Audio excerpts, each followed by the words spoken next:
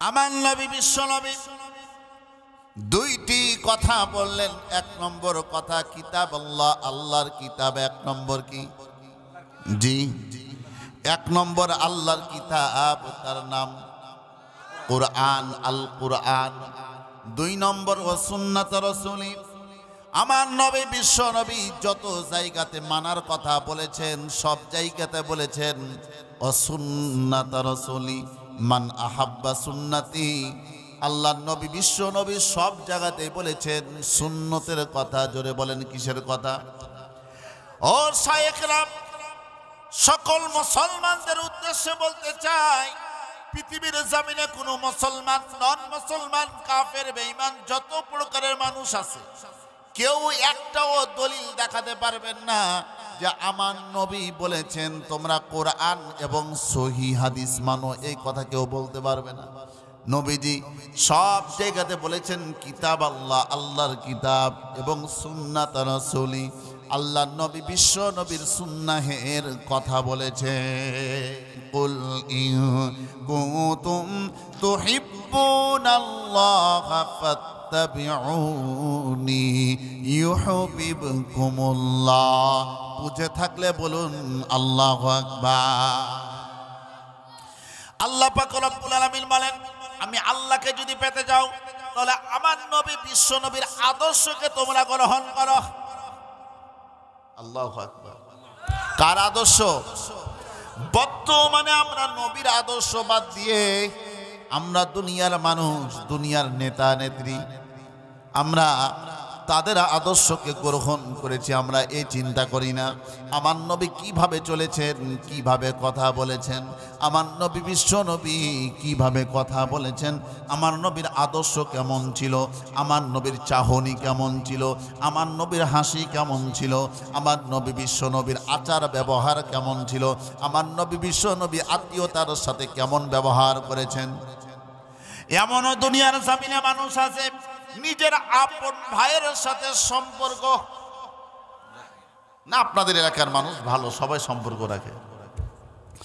এমনও মানুষ আছে দুনিয়ার জমিনে যারা মা বাবার হক আদায় করে না, মা বাবা সাথে সৎ আচরণ করে না, খারাপ ব্যবহার করে, মা বাবার খরচ দেয় না, মা বাবাকে ভালোবাসে না, মা বাবার সাথে সুন্দর কথা বলে না। অন্য জায়গায় আছে, আপনাদের এলাকায় মনে হয় এরকম মানুষ না আছে? আল্লাহু আকবার। মুসলমান ভাইরা, আল্লাহর নবী বিশ্ব নবী আত্মীয় স্বজনের সাথে কেমন ব্যবহার করেছেন, বরঞ্চ আমার নবী বলেন একজন মুসলমান আরেকজন মুসলমানের সাথে 3 দিন কথা না যদি বলে, তিনজনের এরকম ভাবে 3 দিনের বেশি যদি খারাপ ব্যবহার করে, দূরত্ব তৈরি করে যদি থাকে, নবীজি বলেন তারা আমার উম্মত নয়।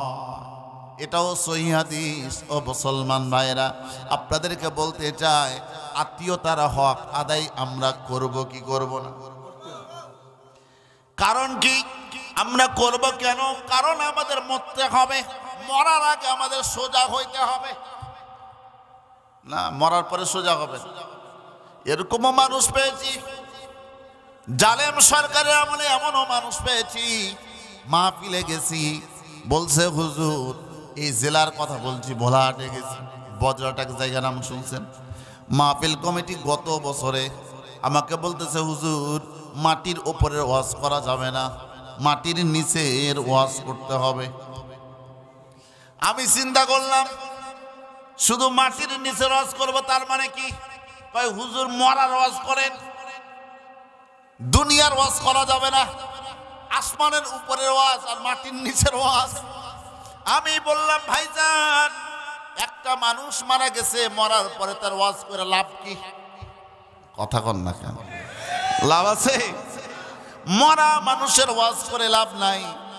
ওয়াজ করতে হবে জিন্দা মানুষের, জীবিত মানুষের, যেন ইমানদার হয়ে মুসলমান হয়ে আল্লাহর নৈকট্য লাভ করে, যেন মৃত্যুবরণ করতে পারে, আজ জাবানে যেন জবিত যেন হয় লা ইলাহা ইল্লাল্লাহু মুহাম্মাদুর রাসূলুল্লাহ।